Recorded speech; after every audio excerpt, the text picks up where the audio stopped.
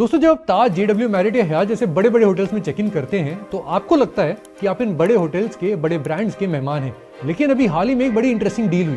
दुनिया का सबसे बड़े इन्वेस्टर्स में से एक ब्लैकस्टोन ने उदयपुर के लग्जरियस ताज अरावली रिजॉर्ट में हिस्सा खरीद लिया। और ट्विस्ट तो ये है कि उन्होंने ये डील ताज होटल्स के साथ करी नहीं, बल्कि उन्होंने ये डील करी मुंबई बेस्ड ईशान ग्रुप के साथ। लोग तो जानते भी नहीं होंगे बहुत सारे कि ईशान ग्रुप है कौन सा।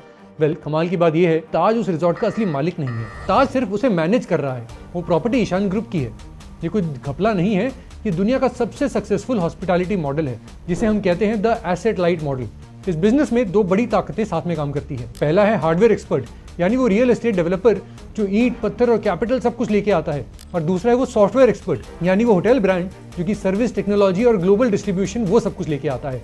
तो आज हम डिकोड करेंगे होटल मैनेजमेंट एग्रीमेंट, यानी कि HMA। ये वो लेजिट कॉन्ट्रैक्ट है जो इन दोनों दुनियाओं को आपस में जोड़ देता है। हम बात करेंगे ITC की, टाटा ग्रुप के IHCL की, जो कि ताज को चलाता है। हम इनके एम्बिशियस टारगेट्स के बारे में बात करेंगे। हम ये देखेंगे कि ताज अरावली और शेरेटन बैंगलोर का असली मालिक कौन है, और हम ये समझेंगे कि कैसे ये मॉडल इन्वेस्टर्स और ओनर्स दोनों के लिए वेल्थ क्रिएट करता है।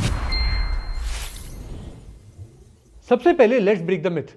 आपको लगता है कि ब्रांड सब कुछ ओन करता है, जबकि ऐसा नहीं है। ब्रांड ओन करता है सर्विस को, और उनके स्ट्रैटेजिक पार्टनर्स ओन करते हैं एसेट को। चलिए कुछ फेमस एग्जांपल्स देखते हैं। सबसे पहले देखते हैं मुंबई के जायंट यानी कि JW मैरियट सहार को। यहाँ ब्रांड भले ही मैरियट इंटरनेशनल का है, लेकिन इसके एक्चुअल ओनर्स हैं शैले होटल्स, जो कि के रहेजा कॉर्प की कंपनी है। उन्होंने इसे बनाया, वो इसे ओन करते हैं, और मैरियट सिर्फ इसे मैनेज करता है। इसके बाद आता है द ग्रैंड हयात मुंबई। यहाँ ब्रांड हयात का है, लेकिन इसके एक्चुअल ओनर्स हैं जूनिपर होटल्स, यानी कि सराफ फैमिली। जिनको नहीं पता, अरुण सराफ जी ने बिल्डिंग खड़ी की है, उन्होंने इसे बनाया है। और हयात वहां पे एक स्ट्रैटेजिक इन्वेस्टर है और मैनेजर है।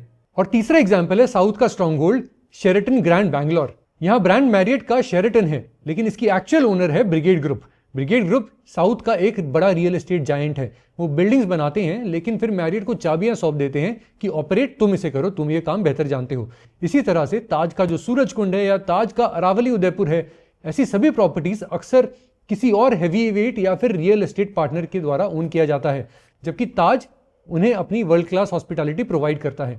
ये सेपरेशन ऑफ पावर्स जरूरी क्यों है? क्योंकि एक real estate company construction best जानती है और एक hotel brand guest experience best जानता है। जब ये दोनों मिलते हैं तभी असली मैजिक होता है। पिछले 5 सालों में इंडियन हॉस्पिटैलिटी में एक बड़ा शिफ्ट आया है। पहले माना जाता था कि अगर होटल मेरा है तो बिल्डिंग भी मेरी होनी चाहिए। इसे हम एसेट हैवी मॉडल कहते हैं। लेकिन अब सबकी नजर एसेट राइट या फिर एसेट लाइट पर आ गई है। आओ डिटेल में डीप डाइव करते हैं। सबसे पहले बात करते हैं IHCL यानी कि इंडियन होटल्स कंपनी लिमिटेड की, जो कि टाटा ग्रुप की है और ये ताज ब्रांड चलाती है। पुनीत छटवाल जी की लीडरशिप में ताज ने आवाहन 2025 नाम से स्ट्रैटेजी लॉन्च की। ताज की हिस्ट्री है कि उनके पास बहुत सारे ओन्ड एसेट्स थे, जैसे ताजमहल पैलेस। इसकी वजह से उनकी बैलेंस शीट काफी ज्यादा स्ट्रेस्ड और हेवी रहती थी। लेकिन अब उनका पिवट है कि हमें 50-50 पोर्टफोलियो का मिक्स रखना है। मतलब उनका टारगेट है कि 50% होटल्स खुद ओन भी करेंगे और बाकी 50% मैनेज्ड होंगे। और आपको बता दूं कि 2024 में ताज ने जो भी नए डील साइन किए, उसमें से 75% साइनिंग्स मैनेजमेंट कॉन्ट्रैक्ट्स थे, यानी कि ऑपरेटिंग लीजेस थे। इसका क्लासिक एग्जांपल है ताज का जिंजर ब्रांड, जो अक्सर ऑपरेटिंग लीज मॉडल पर चलता है, जहां वो बिल्डिंग लीज पर लेता है और खुद उसको आगे बढ़ाता है। अब देखते हैं ITC होटल्स को। ITC हमेशा से एक एसेट हैवी प्लेयर रहा है।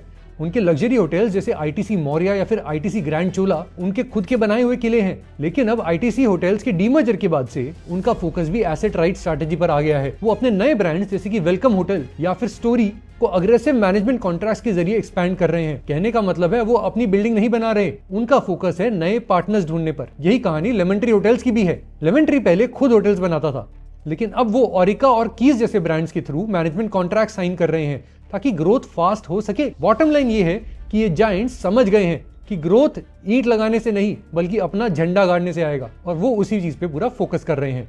अब सवाल ये है कि एक ओनर यानी कि डेवलपर खुशी खुशी अपने 500 करोड़ की प्रॉपर्टी की ब्रांड की चाबी किसी और को क्यों दे देता है? क्या ये मजबूरी है?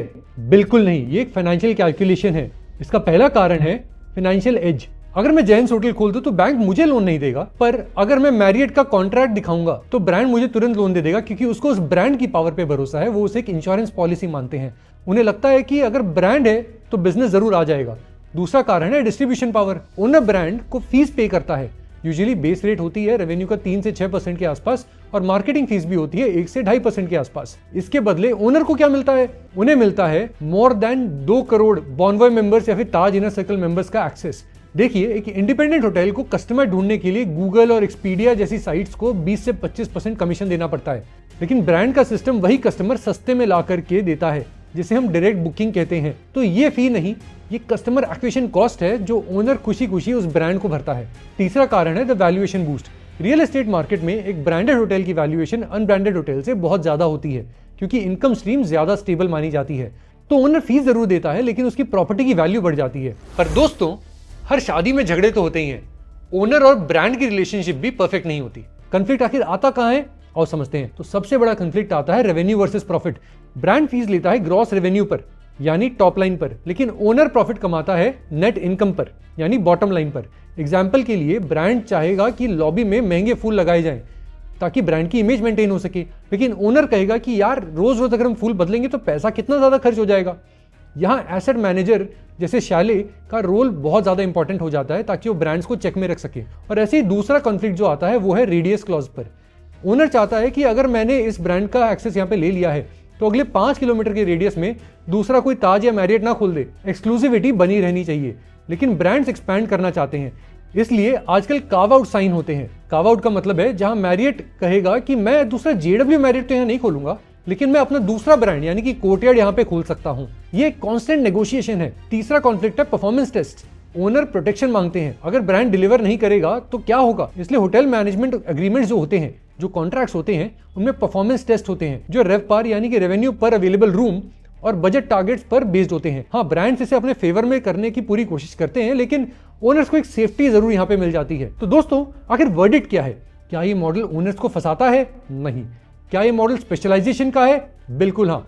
देखो, ब्रांड्स जैसे ताज और मैरियट, इनके लिए एसेट लाइट मॉडल उन्हें स्केल करने में हेल्प करता है। वो दुनिया के हर कोने में पहुंच सकते हैं बिना हर जगह जमीन खरीदे। ओनर्स जैसे प्रेस्टीज, यूनिपर या शैले होटल्स, उनके लिए एक चलती फिरती मशीन उन्हें मिल जाती है। उनका रियल एस्टेट रातों रात एक ग्लोबल एसेट बन जाता है।